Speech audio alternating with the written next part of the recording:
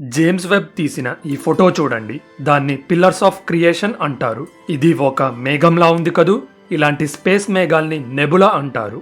అయితే అందులో ఏముంటాయి? నెబులా అనే పదం లాటిన్ నుండి వచ్చింది. పాతకాలంలో ఉన్న టెలిస్కోప్స్ అంత శక్తివంతమైనవి కావు కాబట్టి అప్పట్లో దేన్ని చూసినా బూజరగా కనపడేది.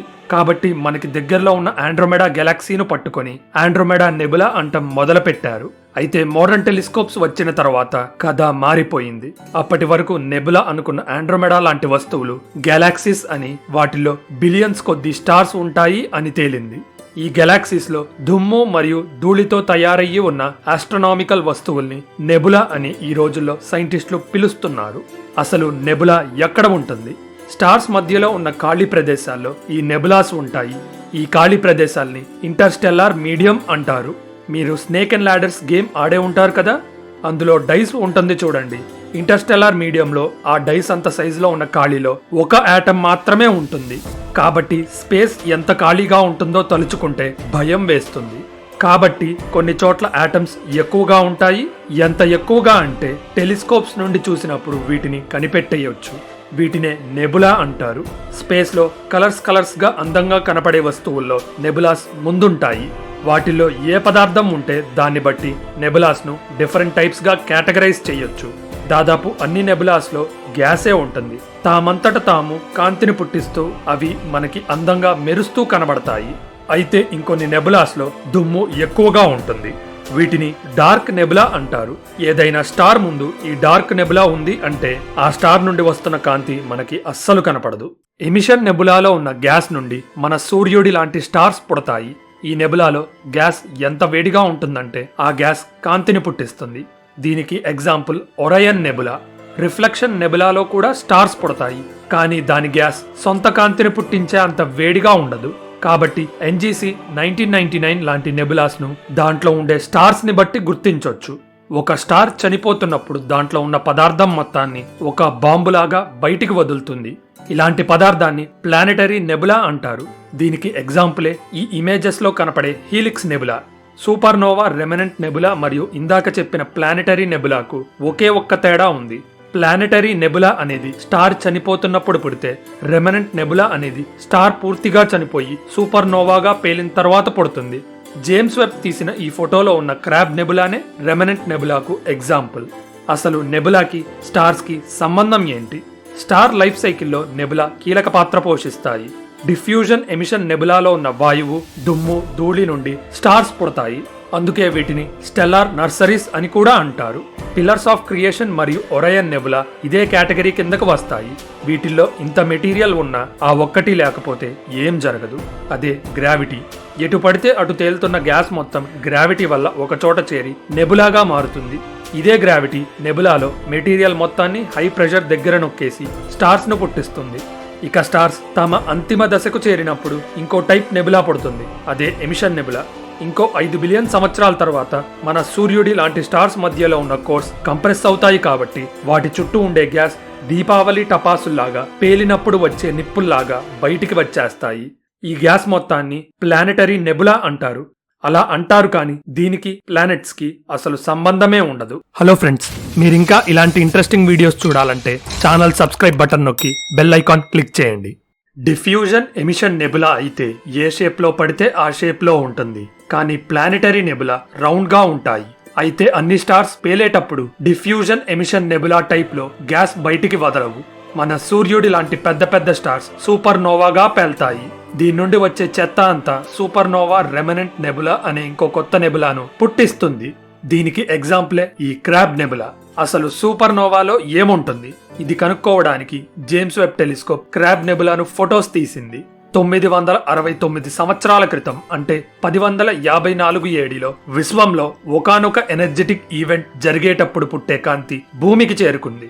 ఈ ఈవెంట్ ఒక సూపర్నోవా పేలుడు. ఆ పేలుడు మనకి 6500 కాంతి సంవత్సరాల దూరంలో జరిగిన కొన్ని వారాల పాటు మార్నింగ్ టైంలో ఆ సూపర్నోవా చాలా కాంతివంతంగా కనపడింది. మనకి ఇంత దగ్గరగా ఉన్న చంద్రుడు లేదా వీనస్సే మార్నింగ్ టైంలో కనపడవు. ఒక సూపర్నోవా కనపడిందంటే అది ఎంత శక్తివంతమైందో అర్థం చేసుకోండి. అప్పటి ప్రపంచంలో ఉన్న అనేక నాగరికతలు దీని గురించి చెప్పాయి. అందుకే ఈ సూపర్నోవా పేలుడు గురించి మనకి అంత డీటెయిల్డ్ గా తెలుసు. కొన్ని వందల సంవత్సరాల తర్వాత టారస్ కాన్స్టిలేషన్ అంటే వృషభ రాశికి ఉన్న కొమ్ముల దగ్గర ఒక మేఘాన్ని ఆస్ట్రానమర్స్ గుర్తించారు. 19వ శతాబ్దం చివరిలో తన దగ్గర ఉన్న టెలిస్కోప్ నుండి చూసిన మేఘాన్ని విలియం పార్సన్స్ అనే ఆస్ట్రానమర్ ఒక డ్రాయింగ్ రూపంలో గీశాడు. ఒక రకంగా చూస్తే అది క్రాబ్ అంటే పీతలా కనబడుతుంది. అందుకే ఇప్పటికి కూడా ఆ నెబులాను క్రాబ్ నెబులా అంటారు. అయితే ఇప్పటి టెక్నాలజీతో క్రాబ్ నెబులా ఒక పురాతన సూపర్నోవా నుండి పుట్టింది అని, బ్లాస్ట్ జరిగిన ప్రాంతం నుండి గ్యాస్ అనేది గంటకు 5 మిలియన్ కిలోమీటర్ల స్పీడ్తో అన్ని డైరెక్షన్స్ కు స్ప్రెడ్ అయ్యింది. దాని కనిపెట్టినప్పటి నుండి ఇప్పటి వరకు ఆ దుమ్ము మొత్తం అన్ని డైరెక్షన్స్ లో 10 కాంతి సంవత్సరాల దూరానికి వచ్చేసింది. మనకి అతి దగ్గరలో ఉన్న ప్రాక్సిమా సెంటారీకి భూమికి మధ్య దూరం 4.2 కాంతి సంవత్సరాలు. ఇక ఊహించుకోండి ఈ క్రాబ్ నెబులా ఎంత పెద్దదో. ఇది ఎంత బ్రైట్ గా ఉంటుందంటే ఏ టెలిస్కోప్ లేకుండా బైనాక్యులర్ సహాయంతో రాత్రి ఆకాశంలో చూడొచ్చు. క్రాబ్ నెబులాను 2005లో హబుల్ టెలిస్కోప్ ఫోటో తీసింది. అయితే జేమ్స్ వెబ్ నుండి తీసిన ఫోటోతో దీన్ని కంపేర్ చేస్తే చాలా కొత్త విషయాలు బయటపడ్డాయి. ఈ 2 ఫొటోస్ లో ఫుట్బాల్ షేప్ లో స్మూత్ గా ఉన్న మేఘాల్ని మనం చూడొచ్చు. దాని చుట్టూ అనేక కలర్స్ లో ఉన్న తీగల్లాంటి వాయువుల్ని మనం చూడొచ్చు. ఈ మేఘం సెంటర్ లో మొత్తం స్పేస్ చెత్త వెనకాల ఒక డిమ్ లైట్ కనబడుతుంది. అదే క్రాబ్ నెబులా మేఘాల్ని పుట్టించిన చనిపోయిన స్టార్ కోర్ అయిన పల్సార్. మన కన్ను ఏ కాంతితో చూడగలదో అలాంటి కాంతినే హబుల్ చూడగలుగుతుంది. అంటే హబుల్ అంత పెద్ద కెమెరాను తయారు చేసి ఫోటో తీస్తే సేమ్ హబుల్ తీసిన ఫోటోలే వస్తాయి. హబుల్ తీసిన క్రాబ్ నెబులా ఫోటోలో ఆ మేఘంలో ఉన్న షాక్ వేవ్స్ మరియు సెంటర్ లో ఉన్న పల్సార్ నుండి వస్తున్న శక్తివంతమైన రేడియేషన్ ను చూడొచ్చు. జేమ్స్ వెబ్ మాత్రం ఇన్ఫ్రారెడ్ కిరణాలని చూడగలదు. కాబట్టి ఈ 2 టెలిస్కోప్స్ తీసిన ఫొటోస్ లో మనకి ఇంత తేడా కనబడుతుంది. హబుల్ తీసిన షాక్ వేవ్స్ మరియు వేడి గ్యాస్ కాకుండా క్రాబ్ నెబులా నుండి వస్తున్న దుమ్ము మరియు సైక్లోట్రాన్ రేడియేషన్ గురించి డీటెయిల్డ్ ఇన్ఫర్మేషన్ మనం జేమ్స్ వెబ్ లో చూడొచ్చు. ఈ దుమ్ములో చిన్న సిలికేట్ కణాలు ఉన్నాయి. అంటే ఒక రకంగా మన భూమి మీద దొరికే రాళ్లు అనుకోండి. ఈ సైక్లోట్రాన్ రేడియేషన్ విషయానికి వస్తే పల్సార్ చుట్టూ ఉండే అతి బలమైన మ్యాగ్నెటిక్ ఫీల్డ్ లో కొన్ని ఎలక్ట్రాన్స్ చిక్కుకున్నాయి. ఇవి కాంతి వేగంతో వైబ్రేట్ అవ్వటం వల్ల ఎనర్జీ కూడా కాంతి రూపంలో ఒక వింత గ్లో లాగా బయటికి వస్తుంది. 20 సంవత్సరాల క్రితం హబుల్ తీసిన ఫోటోల్లో ఇవేవి మనకి కనపడలేదు. ఇదంతా జేమ్స్ వెబ్ వల్లే సాధ్యపడింది. క్రాబ్ నెబులా మధ్యలో పల్సార్ ఉందని మాట్లాడుకున్నాం కదా. కానీ మన సూర్యుడు సూపర్నోవాగా పేలిన తర్వాత మిగిలిన కోర్ వైట్ డ్వార్ఫ్ అవుతుంది. అది పల్సార్ అంత వేగంగా తిరగదు. కానీ క్రాబ్ నెబులాలో వైట్ డ్వార్ఫ్ కాకుండా పల్సార్ ఎందుకు ఉంది? ఎందుకంటే ఆ సూపర్నోవా పుట్టించిన వస్తువు మన సూర్యుడి కంటే 2.8 రెట్లు తక్కువగా ఉండేది. కానీ క్రాబ్ నెబులా పుట్టించిన అసలు సూర్యుడు మాత్రం మన సూర్యుడి కంటే 8 నుండి 20 రెట్లు పెద్దగా ఉంది అని అంచనా వేయబడింది. క్రాబ్ పల్సార్ ఏమో సూర్యుడి కంటే 3 రెట్లు పెద్దది. క్రాబ్ నెబులా మొత్తం మేఘం సూర్యుడి మాస్ కంటే 5 రెట్లు తక్కువ. దాని అసలు సూర్యుడు మన సూర్యుడి కంటే 20 రెట్లు పెద్దగా ఉన్నప్పుడు ఈ లెక్కలు ఎందుకు తేడాగా ఉన్నాయి?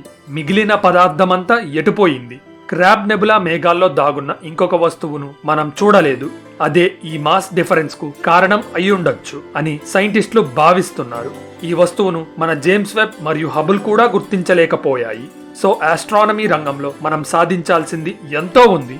ఎవరికి తెలుసు, ఒక కొత్త టెక్నాలజీతో కాంతి సంవత్సరాల దూరంలో ఉన్న గ్రహాల మీదున్న ఏలియన్స్ ఏం చేస్తున్నాయో మనం డైరెక్ట్ గా చూడొచ్చేమో. ఇలాంటి ఇంట్రెస్టింగ్ స్పేస్ ఫ్యాక్ట్స్ గురించి తెలుసుకోవాలంటే మన ఛానల్ సబ్స్క్రైబ్ బటన్ నొక్కి బెల్ ఐకాన్ క్లిక్ చేయండి. ఈ ఇన్ఫర్మేషన్ అందరికీ రీచ్ అవ్వాలంటే వీడియో లైక్ చేయడం మర్చిపోకండి. మీ సపోర్ట్ వల్లే ఈ ఛానల్ ముందుకు కదులుతుంది. So thank you for watching. This is your phantom signing off. See you in the next one.